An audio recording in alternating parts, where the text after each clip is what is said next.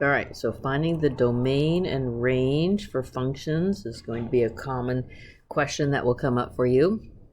So you know the graph of sine of x looks like this, goes on forever. So the domain will be all reals. That's one way to write all reals, or you can write negative infinity to infinity, doesn't matter to me. The range are what y values are reached. So the y values that are reached are between 1 and negative 1. So that's one way of writing it. Or you could write negative 1 to 1, something like that. All right, knowing the graph of ln of x, you know it looks like this. So the domain, this is a really important fact, is x is bigger than 0. The range is all reals. This is very similar to the, maybe we drew this graph, y equal absolute value of x over x. I called it that graph. This is a little bit of a change to it. So here x equals 0 is the number where it was not defined. On this graph, it's going to be 1 where it's not defined. So if I just check a couple of numbers, if I put in 2 or 3, I get y values of 1.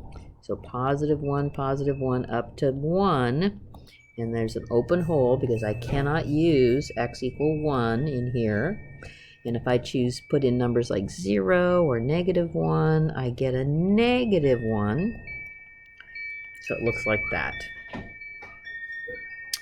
All right, this one here is the top. Oh, so I'm sorry, so I forgot to answer the question. For domain, what's the domain here? All reals except 1, right? The range would be just the y values of plus or minus 1. All right, so you know what this picture, I think pictures help a lot. So this is what the graph looks like.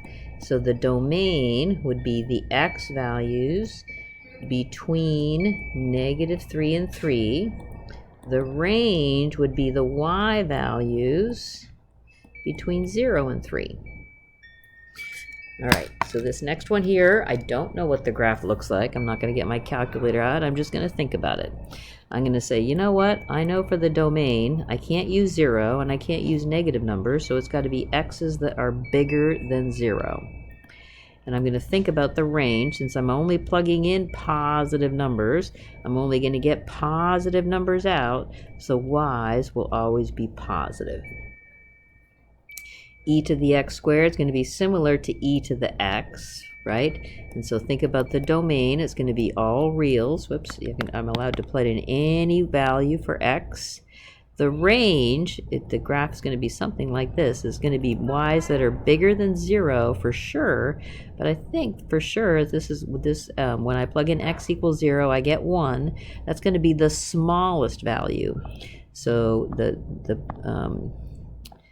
range would be y's that are bigger than or equal to 1. All right. So let's dig into composition of functions. This I need you to get very good at so you're very comfortable. So if I want to find f of g of x, or another way of saying that is fog, right? That's when I put cosine inside. So I'll get the square root of cosine of x plus 3. Then if I want to find g of f of x, then I want to put the f of x inside of cosine.